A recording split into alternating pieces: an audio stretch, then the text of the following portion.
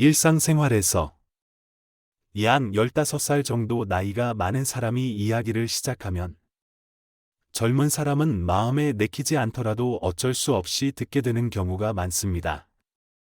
사실 그것은 억지로 견디는 일입니다.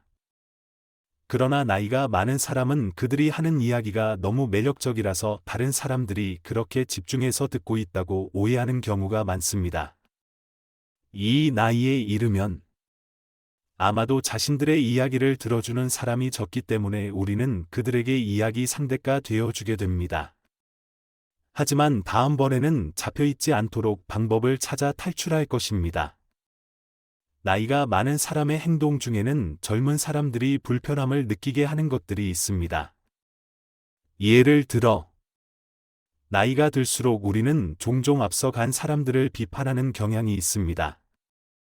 하지만 내가 중학생들에게 이런 이야기를 하면 그들은 이렇게 반응합니다. 왜 나보다 나이가 많은 사람들이 더 성숙하지 않죠?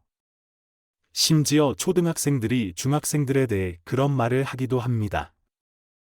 나는 점점 나이가 들수록 우리가 젊은 사람들과 어떻게 행동할지에 대해 더 많이 고민해야 한다고 생각합니다. 그렇지 않으면 비판을 받을 수 있기 때문입니다. 특히 나이 차이가 크게 나는 경우, 예를 들어 25년 정도 차이가 나는 경우, 우리가 부적절한 행동을 하면 젊은 사람들은 이렇게 생각할 것입니다.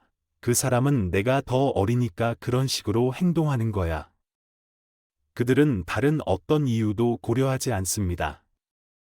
같은 나이대 사람에게 이런 행동을 하면 문제가 없을 수 있지만, 젊은 사람에게는 특히 직장에서 우리가 권력이나 직책이 더 높을 때 아무렇지 않은 행동이 그들에게 큰 부담이 될 수 있습니다.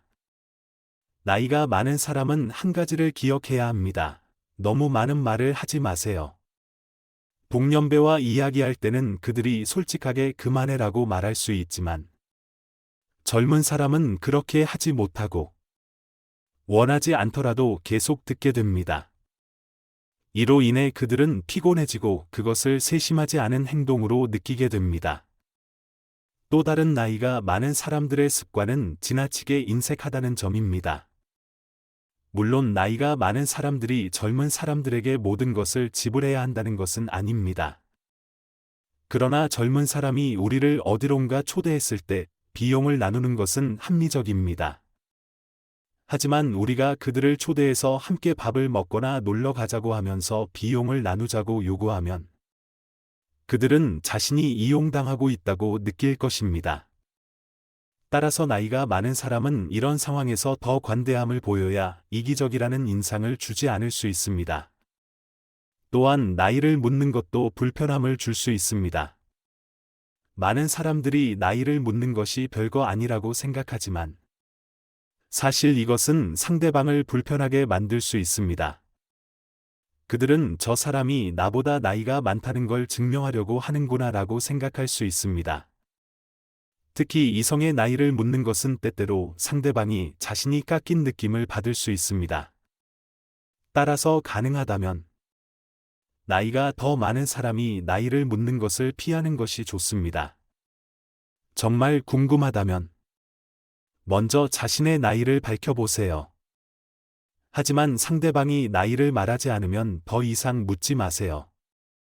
만약 실수로 나이를 물었다면, 오, 당신 그때 태어난 거구나? 그때 나는 6학년이어서 같은 말을 절대로 하지 마세요.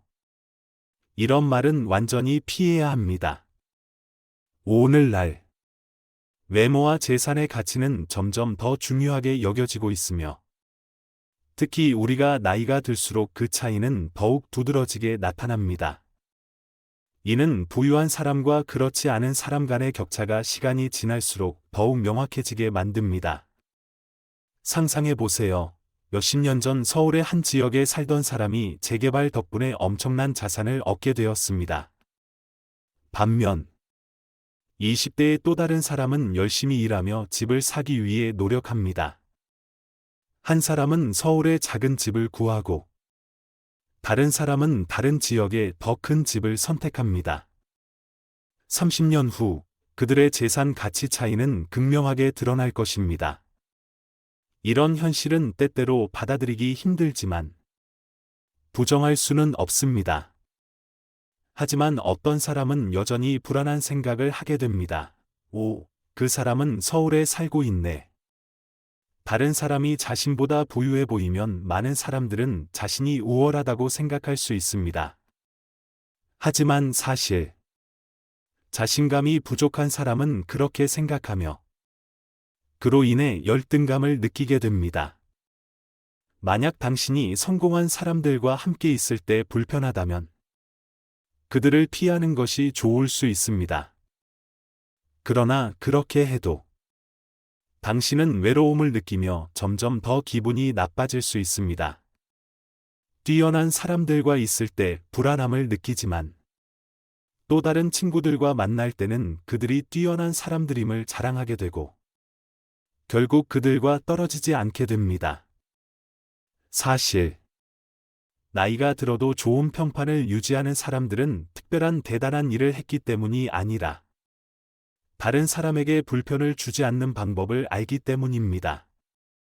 예를 들어, 회사에서 20년 젊은 신입 사원에게 커피 한 잔 사줄까요?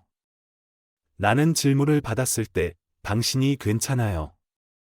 고맙습니다. 라고 거절하는 것만으로도 그 젊은 사람은 편안함을 느끼고 불필요한 압박감을 피할 수 있습니다. 바로 이런 작은 배려가 그들을 당신을 더 존경하게 만듭니다. 마찬가지로 일이 끝난 후에는 메시지나 채팅 앱을 통해 일을 시키지 않거나 회사 내 생일 파티를 강요하지 않는다면 동료들이 당신을 더 높이 평가할 것입니다. 출장을 갈 때 누군가에게 짐을 맡기지 않고 스스로 처리한다면 당신은 불편함을 피할 수 있을 뿐만 아니라 존경받는 사람으로 자리 잡게 됩니다. 사회적 혹은 직장에서의 상황에서는 자신의 행동과 기대를 조절하는 것이 중요합니다.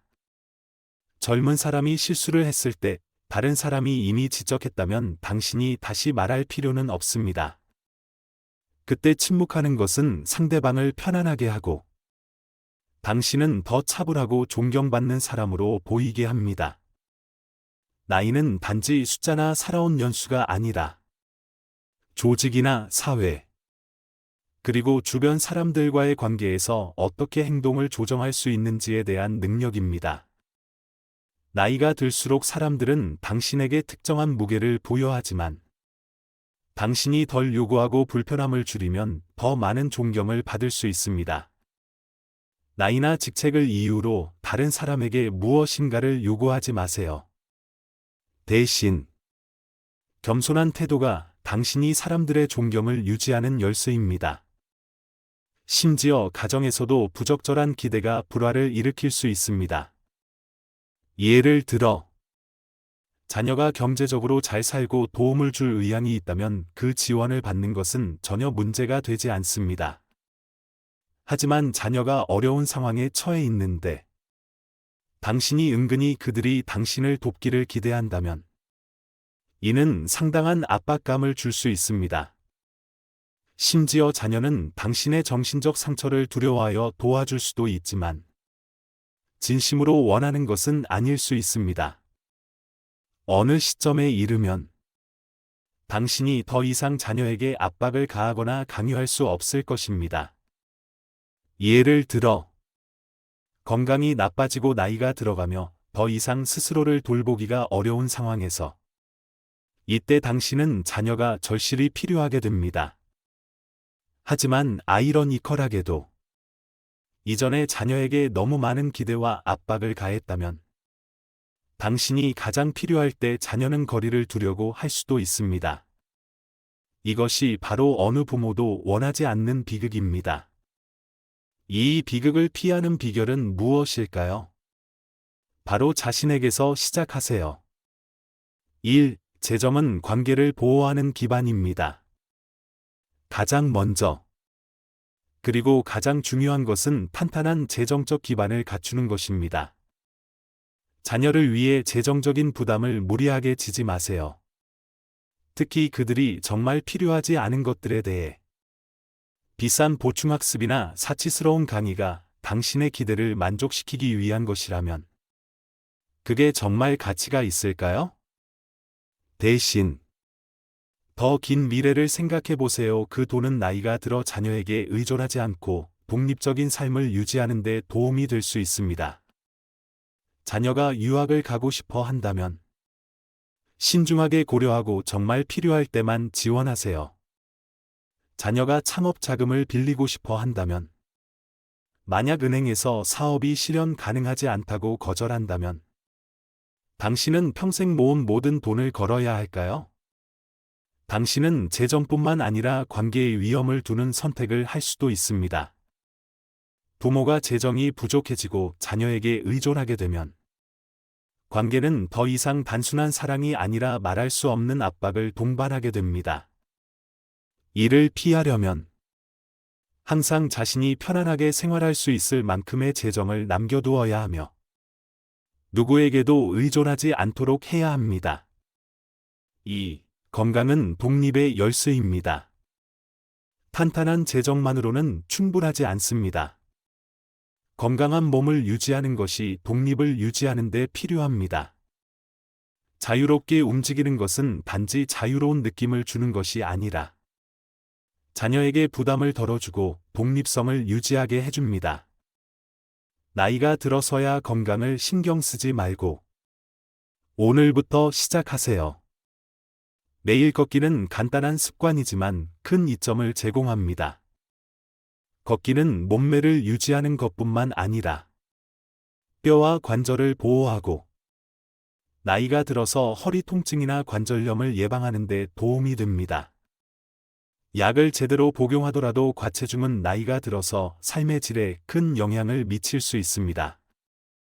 그러므로 균형 잡힌 몸을 유지하는 것이 90세 또는 100세가 되어도 인생을 즐길 수 있게 해줍니다.